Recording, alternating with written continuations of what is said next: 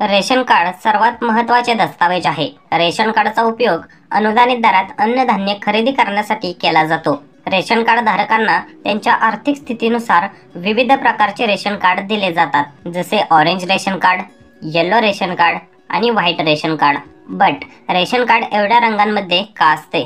तर आज आपण या व्हिडिओमधून हेच जाणून घेणार आहोत की महाराष्ट्रात या वेगवेगळ्या रंगाच्या रेशन कार्डचा काय अर्थ असतो. महाराष्ट्रामध्ये रेशन कार्डची सुरुवात किती साली झाली? रेशन कार्डमुळे कोणकोणते फायदे होतात? रेशन कार्डचे नियम काय? रेशन कार्डला मराठीत काय म्हणतात? या सर्व प्रश्नांची उत्तरे तुम्हाला आज मिळणार आहेत. तेव्हा व्हिडिओ शेवटपर्यंत बघा आणि अशाच प्रकारचे व्हिडिओ बघण्यासाठी आपल्या चॅनलला सबस्क्राइब करा. सर्वात आधी जाणून घेऊया येलो रेशन कार्ड. याला बिलो पॉवर्टी लाईन म्हणजेच बीपीएल रेशन कार्ड म्हटले जाते.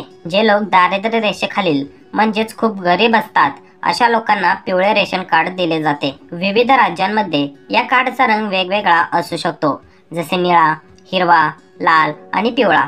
ग्रामीण भागात ज्या परिवाराचे वार्षिक उत्पन्न 6,400 आणि शहरी भागात ज्या परिवाराचे वार्षिक उत्पन्न 11,850 असते त्यांनाच फक्त बीपीएल रेशन कार्ड दिले जाते.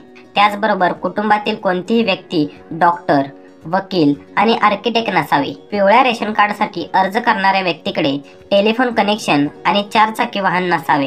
बीपीएल रेशन कार्डवर 10 ते 20 किलो धान्य प्रत्येक महिन्याला प्रत्येक कुटुंबांना दिले जाते. ऑरेंज रेशन कार्ड म्हणजेच केशरी शिधापत्रिका. याला अबव पॉवर्टी लाईन म्हणजेच एपीएल रेशन कार्ड म्हटले जाते. जे लोक दारिद्र्य रेषेवर असतात अशा लोकांना केशरी रेशन कार्ड दिले जाते. एपीएल रेशन कार्ड ग्रामीण व शहरी भागात वेगवेगळे असू शकते. जसे ग्रामीण भागात ज्या परिवाराचे वार्षिक उत्पन्न 6,400 असेल तर त्यांना केशरी रंगाचे आणि शहरी भागात ज्या परिवाराचे वार्षिक उत्पन्न 11,850 असेल तर त्यांना गुलाबी रंगाचे रेशन कार्ड दिले जाते. एपीएल रेशन कार्ड असलेल्या कुटुंबांना गरज असेल तरच गहू आणि तांदूळ दिले जातात.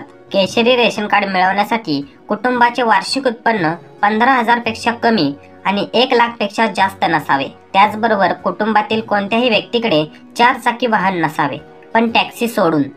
White ration card. जे लोक आर्थिकदृष्ट्या मजबूत असतात, ज्यांना कोणत्याही मोफत सबसिडींची गरज नसते अशा लोकांना पांढरे रेशन कार्ड दिले जाते.